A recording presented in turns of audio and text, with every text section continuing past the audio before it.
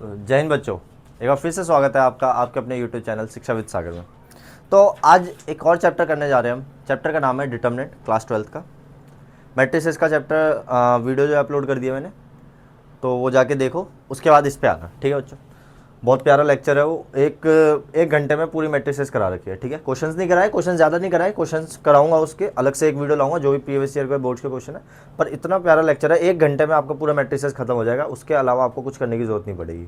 ठीक है, चलो तो आज स्टार्ट करते हैं एक चैप्टर। चैप्टर का नाम है डिटर्मिनेंट। चैप्टर का नाम है डिटर्मिनेंट। डिटर्मिनेंट्स। अब क्या होता है ये डिटर्मिनेंट, क्या बोला है ये, देखते हैं। देखो, लास्ट वीडियो में आपने मैट्रिसेस के बारे में पढ़ा, मैट्रिक्स पढ़ा था आपने।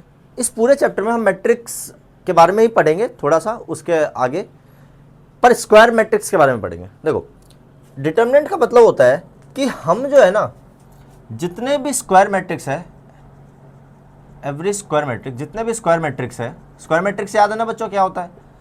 जैसे 2x2, 3x3, जिसके ऑर्डर जो होता है वो क्या हो, जैसे जिसके रोज और कॉलम दोनों सेम हो। तो हम हर एक स्क्वायर मैट्रिक्स को एक नंबर एसोसिएट कर सकते हैं। We can associate a number. हम एक नंबर क्या कर सकते हैं? एसोसिएट कर सकते हैं। We can associate a number. वो नंबर रियल भी हो सकता है, कॉम्प्लेक्स भी हो सकता है, कोई फर्क नहीं पड़ेगा उससे। ठीक है, तो हम हर एक मैट्रिक्स के लिए एक नंबर को एसोसिएट कर सकते हैं। वही नंबर बन जाता है उस मैट्रिक्स का डिटर्मिनेंट। वही बन जाता है डिटर्मिनेंट। बेसिकली वही क्या बन जाता है? डिटर्मिनेंट। फॉर एग्जांपल के लिए समझना बच्चों, 2x2 की बात करता हूं अभी। जैसे मान लो एक मैट्रिक्स है, मैट्रिक्स में हम ऐसे लिखते थे, मान लेते हैं कुछ भी मैट्रिक्स है, 1 2 4 6, मान लो ये एक मैट्रिक्स है। ठीक है, अगर मुझे इस मैट्रिक्स की डिटर्मिनेंट वैल्यू निकालनी है, अगर मुझे इस मैट्रिक्स की डिटर्मिनेंट वैल्यू निकालनी है, यानी वो कौन सा नंबर है जो इस मैट्रिक्स के लिए एसोसिएट हो जाएगा, वही इसकी डिटर्मिनेंट वैल्यू होगी। वो कैसे पता चलेगा? देखो, तो सबसे पहले हम, ये होता है डिटर्मिनेंट का साइन, ये मॉडुलस जैसा होता है थोड़ा सा। ठीक है, ये डिटर्मिनेंट मॉडुलस जैसा होता है पर मॉडुलस नहीं होता। ठीक है, नेगेटिव भी आंसर आ सकता है। ठीक है, तो ये एक क्या है? मैट्रिक्स।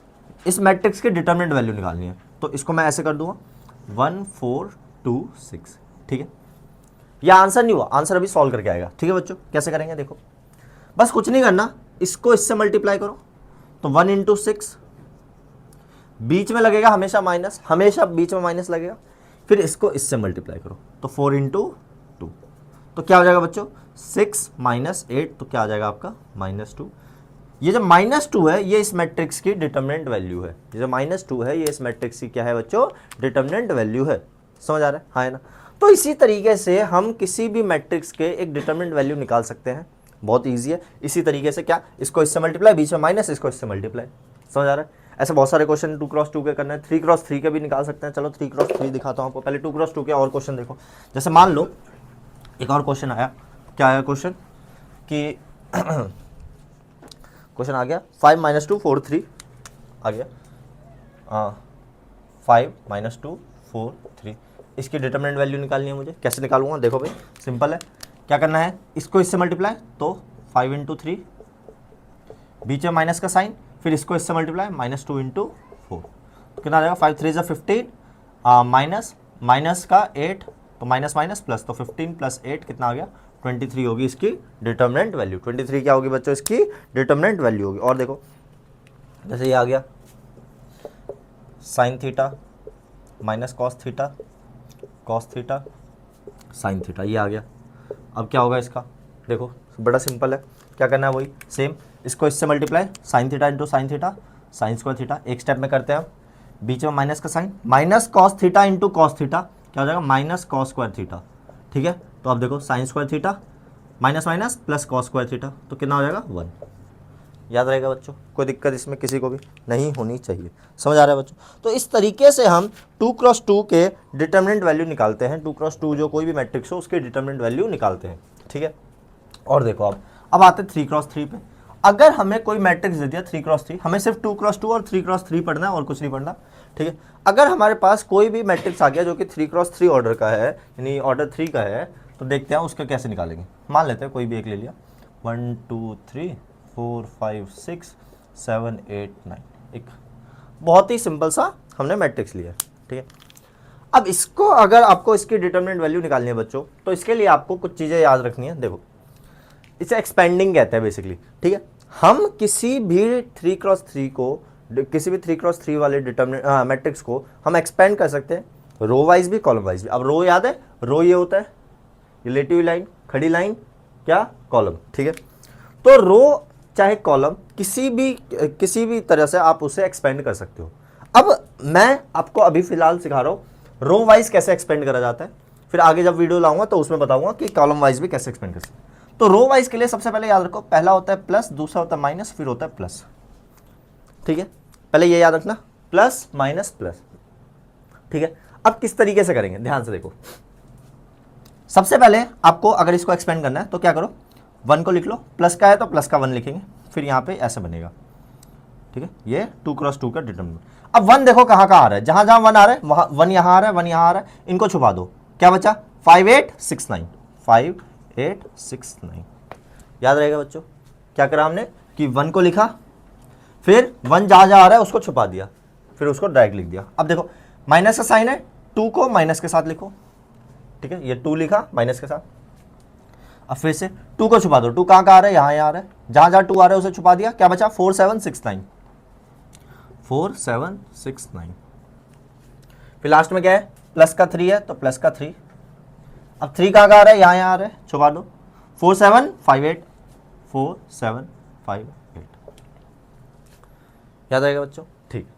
अभी आप ऐसे कर रहे हो, जब आप धीरे धीरे एक्सपीरियंसड होते जाओगे तब आपको ये करने की जरूरत नहीं पड़ेगी, डायरेक्ट आप आंसर निकालोगे डिटरमिनेंट निकालने के लिए, ठीक है। अब देखो कैसे 1, अब 2x2 अभी जस्ट सीख के आए हो आप कैसे करना होता है, देखो 5 इंटू 9, 5 इंटू 9, बीच में माइनस का साइन, 8 इंटू 6, 8 इंटू 6, माइनस का 2, इधर भी सॉल्व करो, इधर सॉल्व करोगे तो क्या आएगा 4 इंटू 9, 4 इंटू 9, माइनस का 7 इंटू 6, 7 इंटू 6, फिर देखो प्लस का 3, अब 4 इंटू 8, फिर वही है 4 इंटू 8, बीच में माइनस का साइन, 7 इंटू 5, 7 इंटू 5।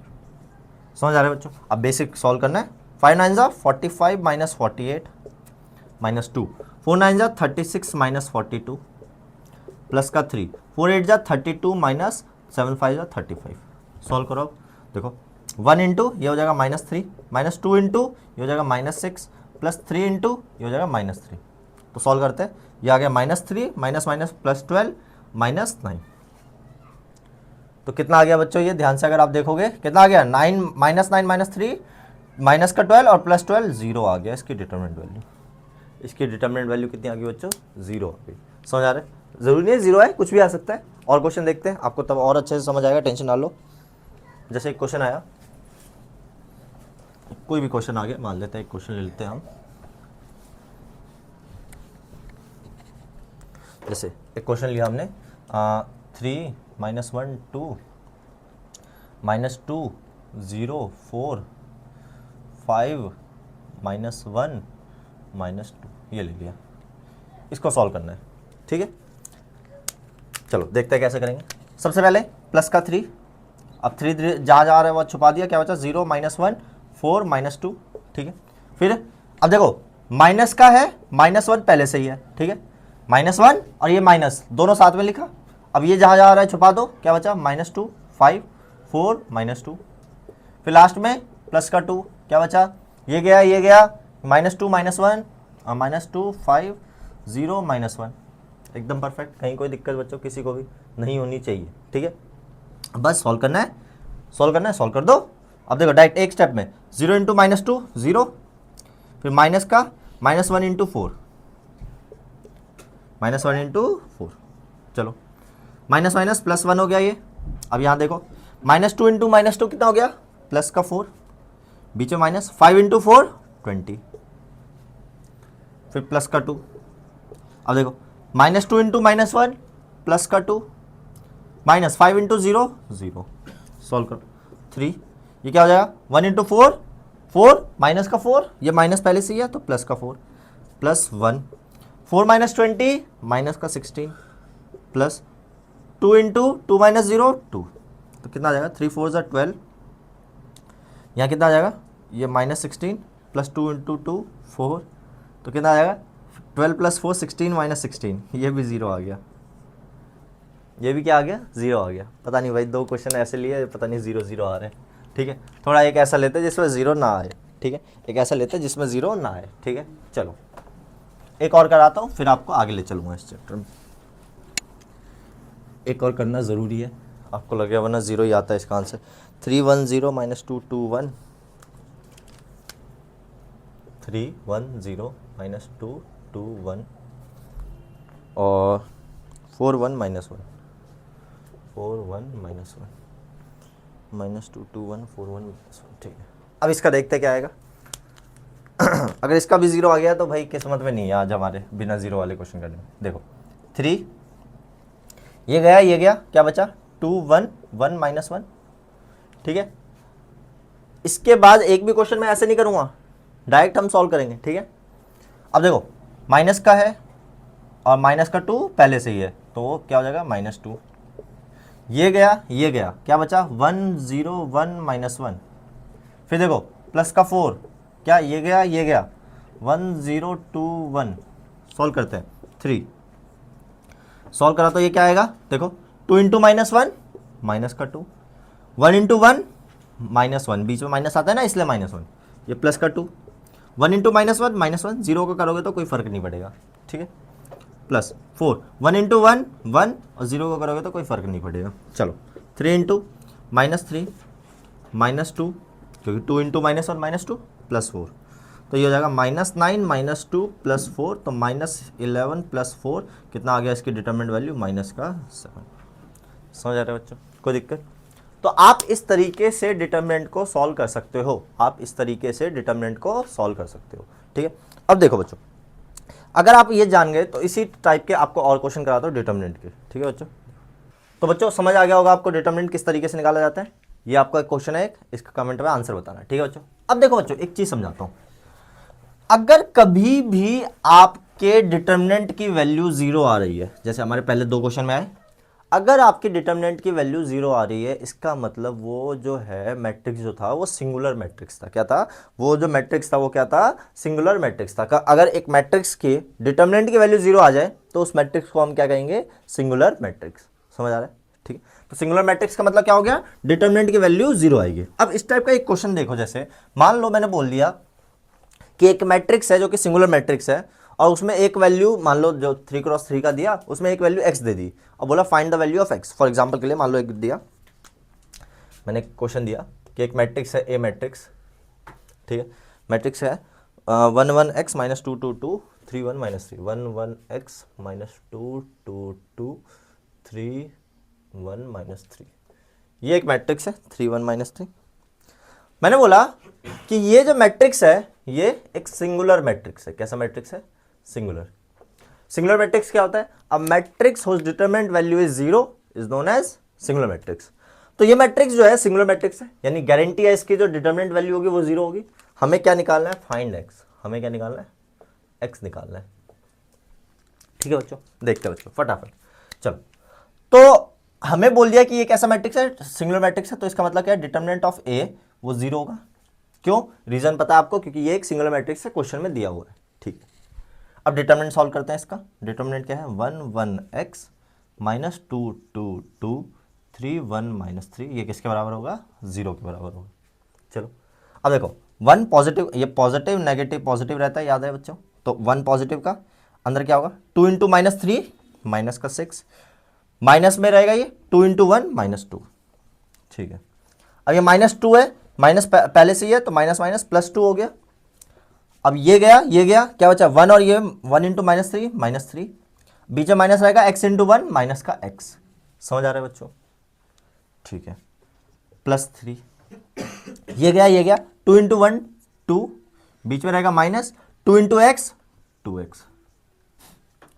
चलो अब सॉल्व करते हैं, ये किसके इक्वल है, ये 0 के इक्वल है, बस सॉल्व करना है।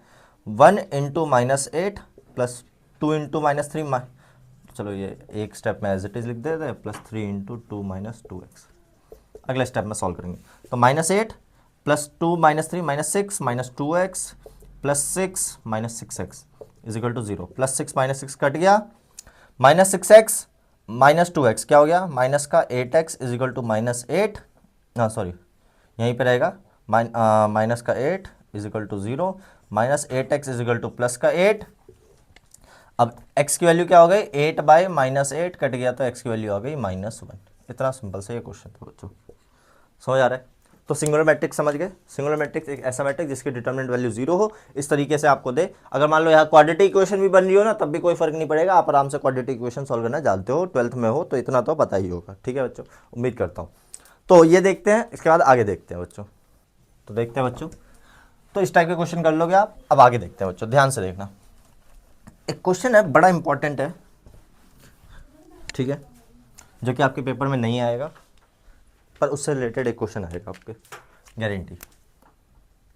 जैसे क्वेश्चन दे दिया, मान लो एक मैट्रिक्स दे दिया आपको, कोई भी एक मैट्रिक्स दे दिया 1 4 2 2, एक मैट्रिक्स दे दिया ए मैट्रिक्स 1 4 2 2, ये एक मैट्रिक्स दे दिया। आपको बोला है कि चेक वेदर जो 2 डिटर्मिनेंट इक्वल है 4 ऑफ डिटर्मिनेंट, यस वन, ये चेक करना है हमें। ठीक है बच्चों, ध्यान से देखना।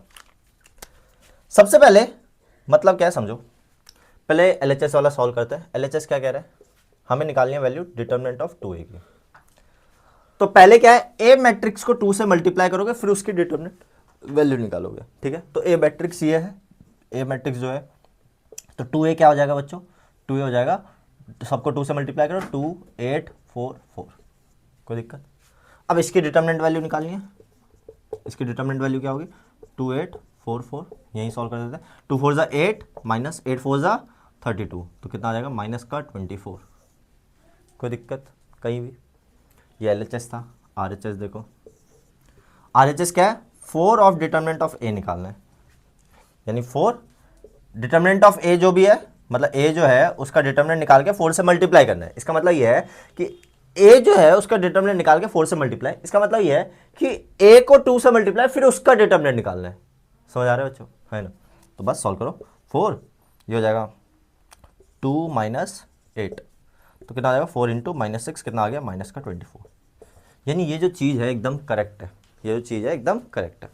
यहीं से एक फॉर्मूला बनता है बच्चों, बहुत ही इंपॉर्टेंट फॉर्मूला है, क्या कि कभी भी ऐसा हो, कभी भी ऐसा हो कि कोई डिटर्मिनेंट हो k इंटू ए, कोई डिटर्मिनेंट हो, मान लो एक a जो है मैट्रिक्स है, a मैट्रिक्स है, k कोई नंबर है, a एक मैट्रिक्स है, k कोई नंबर है। अगर इसका डिटर्मिनेंट निकालना हो तो ये हमेशा इसके बराबर होगा, k की पावर n और डिटर्मिनेंट ऑफ a के बराबर, where n is order of the matrix. समझ आ रहा है क्या कहना चाह रहा हूँ, हाँ है ना। जैसे मान लो एक मैट्रिक्स दिया होता 3x3 का, एक मैट्रिक्स दिया होता 3x3 का, हमें बोला होता कि बताओ कि 3a की वैल्यू, या इसको ऐसे कर दो 4a की वैल्यू क्या है, ऑर्डर है 3, ऑर्डर क्या है 3, इसकी वैल्यू क्या होगी, किसके बराबर होगी। आपको 4 ऑप्शन देंगे, 4 ऑप्शन में से एक ऑप्शन होगा, देखो k तो बाहर आ जाएगा, ये जो है 4 बाहर आ जाएगा, ठीक है। पावर में क्या लगा है, जो ऑर्डर है, ऑर्डर क्या बताया मैंने 3, तो पावर लग जाएगी 3 और डिटर्मिनेंट ऑफ ए, तो 4 का क्यूब क्या होगा 64 ऑफ डिटर्मिनेंट ऑफ ए, यही आपका एक ऑप्शन होगा, वो उस पर आपको टिक करना है। समझ आ रहा है बच्चों, कोई दिक्कत किसी को भी नहीं होनी चाहिए, ठीक है। तो ये आप समझ गए, तो इसके आगे हम और चलते हैं, समझते हैं बच्चों आगे। तो देखते हैं बच्चों, 2 क्वेश्चन और है। क्या होता है बच्चों, विराट कोहली आउट हो गया, बड़ा दुख है ज़िंदगी में, है ना, बहुत ज़्यादा, कोई नहीं। देखो स्टार्ट करते हैं, बहुत इजी क्वेश्चन है 2, ठीक है। देखते हैं कैसे कर रहे हैं। इसका मतलब देखो, इक्वालिटी ऑफ डिटर्मिनेंट का मतलब क्या होता है, जैसे ये क्वेश्चन है, इसका मतलब ये नहीं है, जैसे मैट्रिक्स में क्या होता था कि अगर 2 मैट्रिक्स इक्वल है तो उनके कोरस्पॉन्डिंग एलिमेंट्स इक्वल होते थे, यानी 3 3 के इक्वल, y 2 के, ऐसा नहीं है। यहां पे अगर 2 डिटर्मिनेंट इक्वल है तो इसका डिटर्मिनेंट की वैल्यू इसके डिटर्मिनेंट के वैल्यू के बराबर होगी, ना कि इसके कोरस्पॉन्डिंग एलिमेंट्स इक्वल होंगे। समझ आ रहा है बच्चों, है ना। जैसे एग्जांपल के लिए पहले ये क्वेश्चन करते हैं या ये करें, चलो ये कर लेते हैं। देखो तो अगर मैं इसको सॉल्व करूंगा 3 इंटू 1 3 माइनस बीच में x into Y X Y is equal to 3 into 1 3 minus 4 into 8 8। समझ आ रहा है, हाँ है ना। तो 3 से तो 3 कट गया, minus X Y is equal to -8, minus से माइनस कट गया तो X Y is equal to 8। अब x और y की क्या क्या पॉसिबल वैल्यू हो सकती है, देखो हो सकता है डायरेक्ट आपकी इक्वेशन बन सकती है, वैसे भी हो सकता है, पर यहाँ पे x और y की क्या क्या पॉसिबल हो सकती है। देखो x की वैल्यू एक 1 हो सकती है, तो y की वैल्यू 8 होगी, क्योंकि मल्टीप्लाई करके 2 8 आना चाहिए। x की अगर 2 हुई तो y की 4 होगी, x की अगर 4 हुई तो y की 2 होगी, और अगर x की 8 हुई तो y की 1 होगी। इसके अलावा एक भी पॉसिबल वैल्यू नहीं है x की। ये सारी पॉसिबल वैल्यू है x और y की, इसके अलावा एक भी पॉसिबल वैल्यू नहीं। तो इस तरीके से सॉल्व करते हैं। जब दो डिटर्मिनेंट इक्वल हो तो उनके जो डिटर्मिनेंट की वैल्यू इक्वल होगी, ना कि उसके corresponding elements. Got my point? Good. चलो अब इन दोनों में ये इसका डिटर्मिनेंट वैल्यू यानी x माइनस 2 इंटू 2x, बीच में माइनस का साइन, 3x इंटू 3, ये किसके इक्वल? 3 के इक्वल। चलो देखते हैं बच्चों, 2x into x 2x square minus 2 into 2x 4x minus 3 3 ज़ा 9x इज इक्वल टू 9। तो 2x square minus 13x plus 9 इधर उठ के आ गया माइनस 9 इज इक्वल टू 0। भाई इसके आगे मैं नहीं करा रहा, कमेंट में आंसर बताना, ठीक है बच्चों। ये क्वाड्रेटिक इक्वेशन है, क्वाड्रेटिक इक्वेशन सॉल्व करना है। 12th के बच्चे हो आप, मुझे पता है आपको मेरे से ज़्यादा अच्छे आता है। मैं करूँगा, मेरे को 4-5 दिन लग जाएंगे, आप करोगे आप 4-5 सेकंड में कर दोगे, ठीक है। इसलिए मैं नहीं कर रहा, ठीक है। 4-5 दिन लगा देंगे तो फिर वीडियो बहुत लंबी हो जाएगी, ठीक है बच्चों। चलो चलो बच्चों देखते हैं फटाफट। तो ये जो 9 है, ये 9 नहीं था, यहाँ 3 था, तो ये उठ के -3 होगा। अब आप सॉल्व कर लेना, ठीक है। इसमें क्वाड्रेटिक फॉर्मूला लगेगा, ठीक है। अच्छा एक ऐसा क्वेश्चन और करना, यहाँ पे -3 लिख लेना, ठीक है। उसका आंसर निकालना, वो भी कमेंट करना आप लोग, ठीक है बच्चों। तो देखते हैं आगे। अब जो आता है बच्चों इस चैप्टर में टॉपिक आता है, सबसे इंपॉर्टेंट टॉपिक इस चैप्टर का, वो आता है minor, cofactor, adjoint and inverse. Minor, cofactor, adjoint and inverse. सबसे पहले माइनर और कोफैक्टर निकालना सीखते हैं, ठीक है। सबसे पहले माइनर और कोफैक्टर, माइनर्स एंड कोफैक्टर्स, ठीक है। मतलब क्या होता है इसका? मतलब है बच्चों बेसिकली माइनर कोफैक्टर का एक सिंपल सा मतलब है कि हम हर एक एलिमेंट के लिए, एक डिटरमिनेंट में जितने भी एलिमेंट्स होते हैं, उस हर एक एलिमेंट के लिए एक माइनर और एक कोफैक्टर हम डिनोट कर सकते हैं। किस तरीके से निकाला जाता है वो समझते हैं बच्चों। मान लो एक मैट्रिक्स है 2x2 का, मान लेते हैं, कुछ भी ले लेते हैं, 1 -2 -7 और 3, ये है, ठीक है। अगर मुझे इसका, पहले 2x2 का देख रहे हैं, ठीक है। पहले 2x2 का माइनर और कोफैक्टर देखेंगे, फिर 3x3 पे आएंगे, ठीक है। चलो अगर मुझे इसका माइनर निकालना है, माइनर को ऐसे लिखेंगे M11 M12 M21 M22। देखो ध्यान से, ये जो होता है पहला एलिमेंट 11 12 21 22, यही होता है।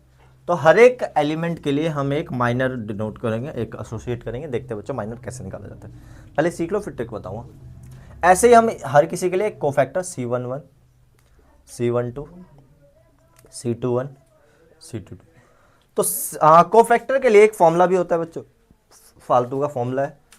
अगर मुझे कोफैक्टर निकालना है तो किस तरीके से निकालूंगा? -1 की पावर i + j इंटू में MIJ।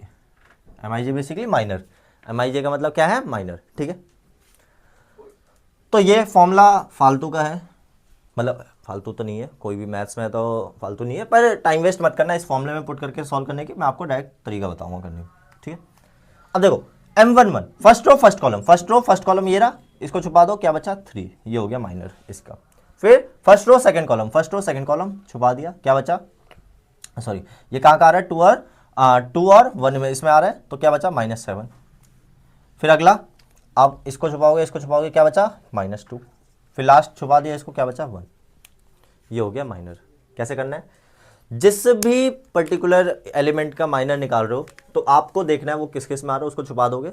जिसमें आ रहा है उस रो या उस कॉलम को छुपा दोगे, जो बचा उसको लिख दोगे। जैसे 1, पहले यहाँ से स्टार्ट करेंगे, ये, ठीक है। तो इसको छुपाया, देखो ये कहाँ आया, क्या बचा? 3 लिख दिया। सेकेंड ये आया -7 लिख दिया। फिर इसके लिए ये छुपाया, क्या बचा? सॉरी ये छुपाया, क्या बचा? -2 बच गया, ये इसको लिख दिया। फिर 1 बचा, लिख दिया। समझ आ रहा है बच्चों? कोई दिक्कत इसमें कहीं भी नहीं होना चाहिए। मैं आपको एक सिंपल सी ट्रिक बताता हूँ क्या करना है। 2x2 के लिए है ये सिर्फ, ठीक है। 3x3 के लिए नहीं है। आपको उल्टा Z बना देना है, ठीक है। यानी पहले इसको लिखोगे, फिर इसको, फिर इसको, फिर इसको, ये हो गया माइनर 2x2, ठीक है। देखो किसको लिखना है पहले आपको? पहले लिखना है इसको 3 को, फिर -7 को, फिर -2 को, फिर 1 को। इस तरीके से लिखना है आपको, याद रहेगा बच्चों। देखो 3 -7 -2 1, ये हो गया माइनर्स। अच्छा कोफैक्टर के लिए मैं डायरेक्ट ट्रिक बता रहा हूँ, समझो। सेम लिख दो जो भी है, 3 -7 -2 1। बस अब आपको क्या करना है, चेक करना है कि ये जो है ना रोज और कॉलम किस में सम ऑर्डर है। जिसमें ऑड आ रहा होगा सम, उसको कर दोगे माइनस से मल्टीप्लाई, यानी उसका साइन चेंज कर दोगे। जिसका भी सम ऑड आ रहा होगा उसका साइन चेंज, और जिसका भी इवन आ रहा होगा उसको सेम रखोगे। 1 1 2 हो गया, सेम रखना है। 1 2 3 हो गया, साइन चेंज। 2 1 3 हो गया, साइन चेंज। 2 2 इवन है, सेम रहेगा। समझ आ रहा है? इस तरीके से हम माइनर और कोफैक्टर निकालते हैं। एक और देखो बच्चों, मान लो अब ब्लैक से लिखूंगा, क्वेश्चन अलग कर दे रहा हूं बस मैं, ठीक है। मान लो कर दिया मैंने -2 1 -7 और -6, ये कर दिया, ठीक है। अब इसके माइनर यहाँ लिख रहा हूँ मैं, ठीक है। क्या होगा, उल्टा z बनाओ, क्या बनेगा, -6 -7 1 और -2, ये बन गया माइनर। याद रहेगा बच्चों। कोफैक्टर के लिए सेम लिखूंगा, -6 -7 1 और -2। बस क्या करना है, साइन चेंज। किसके साइन चेंज, जिसका सम क्या आ रहा होगा, क्या आ रहा होगा, ऑड आ रहा होगा। देखो 1 1 सेम रहेगा, 2 हो गया ना, 3 हो गया, 3 मतलब ऑड, साइन चेंज।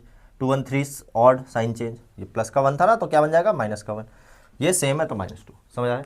ये क्या बन गया बच्चों, इन्हीं को हम कहते हैं कोफैक्टर्स, इनको हम कहते हैं माइनर्स। तो माइनस और कोफैक्टर दोनों आप निकालना सीख गए हो, उम्मीद करता हूँ। तो ये 2 क्रॉस 2 के माइनस और कोफैक्टर इस तरीके से निकाले जाते हैं बच्चों। अब आगे सिखाना है आपको एडजॉइंट। एडजॉइंट कैसे निकाले जाते हैं वो भी सिखाता हूँ बच्चों, फिर आपको सिखाता हूँ इनवर्स, ठीक है बच्चों। तो देखते हैं बच्चों अब एडजॉइंट कैसे निकाला जाता है, ठीक है। एडजॉइंट निकालने के लिए आपको कुछ नहीं करना, देखो ध्यान से समझना। जो भी मैट्रिक्स निकले थे हमारे, उन मैट्रिक्स का अगर मुझे एडजॉइंट निकालना हो तो आपको मैं एक सिंपल से तरीका बताता हूँ। एडजॉइंट ए मैट्रिक्स, मान लो इस मैट्रिक्स का एडजॉइंट निकालना है। तो एडजॉइंट निकालने के लिए क्या करोगे, जो कोफैक्टर आए हैं C11 C12 C21 C22, इसका कर दोगे ट्रांसपोज। इसका क्या कर दोगे, ट्रांसपोज। फॉर एग्जांपल के लिए क्या क्या आया था, C11 क्या आया था, 3 17 सॉरी 7 3 3 7 2 1, इसका कर दोगे ट्रांसपोज, तो क्या आ जाएगा आपका 3 7 2 1। ये हो गया बच्चों एडजॉइंट ऑफ ए। ये हो गया एडजॉइंट ऑफ ए। याद आएगा बच्चों। मैं डायरेक्ट कहूँगा क्या करो, मतलब कोशिश करो कि ऐसे लिख दो 3 7, मतलब इसको 3 7 2 1 ऐसे करके लिख दो, तब भी कोई दिक्कत नहीं है। या फिर आप क्या करो, C11 C12 C21 C22 इनकी पोजीशन लिखो और उसका ट्रांसपोज कर दो, ठीक है। इसी को कहते हैं हम adjoint of A. Adjoint of A. अब अगर आपको इनवर्स निकालना है, क्या निकालना है, इनवर्स निकालना है। इनवर्स निकालने का एक फॉर्मूला होता है बच्चों, सिंपल सा। इस एडजॉइंट को मैं रहने देता हूँ, थोड़ा सा यहाँ रब कर देता हूँ। इनवर्स का एक फॉर्मूला होता है, ठीक है। इनवर्स का क्या फॉर्मूला होता है, नोट्स बनाते रहना बच्चों, साथ के साथ काम आएंगे ये, ठीक है। मान लो मुझे इनवर्स निकालना है, ए इनवर्स। ए इनवर्स निकालना है तो किस तरीके से निकालूंगा, फॉर्मूला होता है 1 by determinant of A, 1 by determinant of A into adjoint of A. ये फॉर्मूला होता है किसका, इनवर्स का। तो फॉर्मूला लगाओ, 1 बाई डिटर्मिनेंट ऑफ ए ये था, ए क्या था 1 -7 -2 3। अब डिटर्मिनेंट ऑफ ए क्या होगा, अच्छा यहाँ पे कंडीशन है कि डिटर्मिनेंट ऑफ ए जो है वो नॉन सिंगुलर होना चाहिए। नॉन सिंगुलर मतलब, सिंगुलर का मतलब क्या होता है, डिटर्मिनेंट 0। नॉन सिंगुलर मतलब डिटर्मिनेंट 0 नहीं आना चाहिए। अगर डिटर्मिनेंट 0 आ गया, अगर जैसे ही if determinant of A is singular, so inverse is not possible. Inverse does not exist. कि जैसे ही डिटर्मिनेंट की वैल्यू 0 आ गई, अगर कोई एक मैट्रिक्स है उसके डिटर्मिनेंट की वैल्यू 0 आ गई, उसका इनवर्स एग्जिस्ट नहीं करेगा। बात खत्म। समझ आ रहा है बच्चों, हाँ है ना। तो सबसे पहले डिटर्मिनेंट चेक करते हैं, क्या आएगा इसका, 3 इंटू 1 3, माइनस रहेगा ही, -7 इंटू -2 तो कितना आ जाएगा 3, माइनस माइनस माइनस प्लस 14 तो कितना आ गया -11। So does not equal to 0, so inverse exist. Inverse exist. अब इनवर्स एग्जिस्ट करेगा, बस डायरेक्ट फॉर्मूले में डालो। तो 1 बाय -11 और एडजॉइंट ऑफ ए क्या है 3 7 2 1, ठीक है। ये आपका एडजॉइंट ऑफ ए था, ठीक है बच्चों, याद रहेगा 3 7 2 1। यही हो गया आपका ए इनवर्स। ये क्या हो गया बच्चों आपका ए इनवर्स। तो देखो माइनर सबसे पहले निकालोगे, माइनर, ठीक है। मैं आपको एक और बता देता हूँ, बाकी तो कोई नहीं, माइनर में टाइम वेस्ट भी मत करना, डायरेक्ट कोफैक्टर भी निकालोगे चलेगा। सबसे पहले निकालो माइनर। माइनर निकालना आता ही है कि उसको छुपा देना, उल्टा z 2 क्रॉस 2 का बता रहा हूँ, उल्टा z बना दो। फिर निकालो कोफैक्टर, यानी जिसका रो और कॉलम का सम अगर ऑड आ रहा है तो साइन चेंज, अगर इवन आ रहा है तो सेम। फिर आप निकालो एडजॉइंट। एडजॉइंट कैसे निकलता है, जो कोफैक्टर आए C11 C12 उसका ट्रांसपोज कर दो। फिर आपको क्या निकालना, इनवर्स। इनवर्स का फॉर्मूला ए इनवर्स कैसे निकालोगे, कैसे, one by determinant of A into adjoint of A. ठीक। अब इन सब में सबसे पहले क्या करना है, माइनर निकालना है, नहीं, सबसे पहले आपको डिटर्मिनेंट निकालना है। अगर कभी भी इनवर्स निकालने को आ जाए तो सबसे पहले आप निकालोगे डिटर्मिनेंट। डिटर्मिनेंट निकालने के बाद अगर डिटर्मिनेंट जीरो नहीं आ रहा तो बोलोगे हेंस इनवर्स एग्जिस्ट। अगर डिटर्मिनेंट जीरो आ गया वहीं क्वेश्चन छोड़ दोगे, बोलोगे इनवर्स डज नॉट एग्जिस्ट। समझ आ रहा है बच्चों, कोई दिक्कत कहीं भी नहीं। ठीक, एक क्वेश्चन और देखते हैं फिर आपको सारा समझाता हूँ आगे। एक फटाफट देखते हैं, एक इनवर्स निकालना, एक 2x2 का, ध्यान से। ठीक है, एक ही क्वेश्चन करेंगे, उसके बाद हम डायरेक्ट 3x3 पे जाएंगे। ठीक है, मान लो एक आ गया क्वेश्चन, आ गया find A inverse, find inverse of A, कुछ भी दे दिया, मान लेते हैं 2 - 5 माइनस का 2 1 - 3 ये दे दिया, या इसे 3 रहेगा। ठीक है, इसका हमें क्या निकालना है, इनवर्स निकालना है। तो इनवर्स निकालने के लिए सबसे पहले क्या निकालोगे, माइनर्स। मैं आपको बोलता हूँ माइनर मत ही निकालो, कोफैक्टर निकालो डायरेक्ट। ठीक है, C11 C12 C21 C22। ठीक है, अगर माइनर निकालोगे तो निकाल सकते हो, कोई दिक्कत नहीं है, बस आपको आगे साइन चेंज करना है। माइनर और कोफैक्टर में इतना ही तो डिफरेंस होता था, तो क्या करना है, उल्टा z बना देना है। ठीक है, तो 3 - 5 1 - 2 ये होता माइनर। लेकिन हम ये क्या निकाल रहे हैं, कोफैक्टर। कोफैक्टर में क्या होता है, साइन चेंज हो जाता है। देखो, odd sign change, odd sign change, हो गया कोफैक्टर। माइनर निकालने की जरूरत पड़ी आपको, कहीं नहीं पड़ी। समझ आ रहा है। अब आपको क्या करना है, एडजॉइंट ऑफ ए निकालना है। एडजॉइंट ऑफ ए निकालना है, किस तरीके से निकालते हो, C11 C12 C21 C22 इसका ट्रांसपोज। तो डायरेक्ट लिख देता हूं मैं, क्या हो जाएगा, एडजॉइंट ऑफ ए, C11 क्या है 3 5 -1 -2, इसका ट्रांसपोज कर दो भाई, 3 5 -1 -2। ठीक है, ये हो गया आपका 3 5 -1 -2। ठीक है बच्चों, अब आपको इनवर्स निकालना है, ए इनवर्स। ए इनवर्स का फॉर्मूला क्या होता है, one by determinant of A into adjoint of A. अब वही क्या करना है आपको, डिटर्मिनेंट यहीं पे चेक कर लेना था। ठीक है, तो -2 × 3 -2 × 3 -2 × 3, फिर बीच में माइनस क्या होगा, -5 × 1, तो कितना आ जाएगा, -6 -5, तो कितना आ गया, -1। -1 आते ही क्या बोल दोगे, सो इनवर्स एग्जिस्ट, इनवर्स एग्जिस्ट। बस अब यहाँ पे वैल्यू डालनी है, 1/-1 एडजॉइंट ऑफ ए क्या है, 3 5 -1 -2, तो कितना आ जाएगा, -1/3 5 -1 -2। ये हो गया ए इनवर्स, ये हो गया ए इनवर्स। याद रहेगा बच्चों, कहीं किसी को कोई डाउट नहीं होना चाहिए। तो ये 2x2 था। ठीक है बच्चों, ये क्या था, 2x2 था, याद रहेगा।